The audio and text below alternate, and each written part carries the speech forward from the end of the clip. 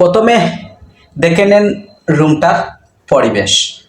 আপনারা অবশ্যই রুমটা দেখার পর বুঝতে পারবেন যে এই রুমটা কাদের হতে পারে।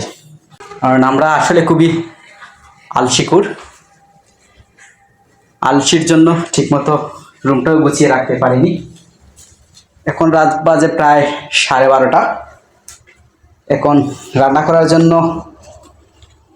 নিয়ে আসছি চিকেন আর হচ্ছে মুসুরি ডাল। আর হচ্ছে মাঝে মধ্যে যখন আমরা আলসি করে রান্না করতে মন চায় না, তখন কি করব, সেই শুকনা খাবার খেয়ে শুয়ে পড়ে।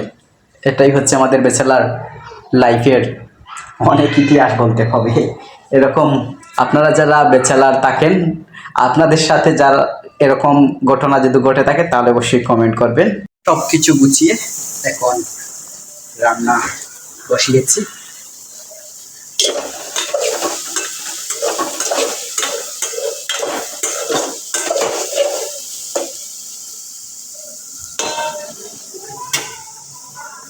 এটা হচ্ছে ব্যাচেলার লাইফের পরিবেশ।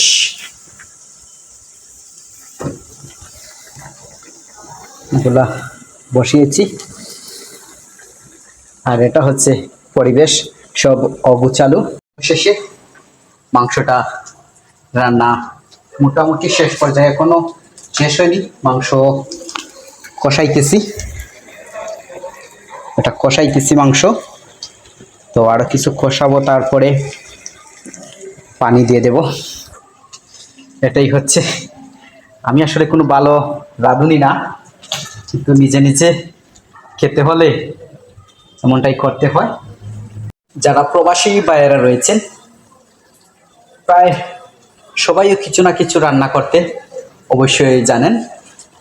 কারণ প্রবাসে যারা যায় অনেকেই রান্না বাড়ি থেকে আগ থেকেই শিখে যায়।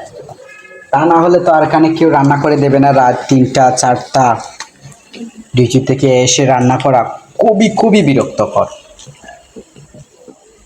তো আসলে যারা রান্না করেন, আসলে ব্যাচেলার লাইফ যারা কাটাচ্ছেন অথবা যারা প্রবাসী রয়েছেন, তারাই একমাত্র জানে রান্নার ফেরা কতটুকু।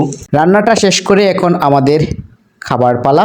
আর সাধারণত আমি রুমে একাই থাকি। আজকে একজন বড় ভাই রয়েছেন, উনি আজকে আমার সাথে খাবেন বলে আজকে এই রান্নাটা করা হয়।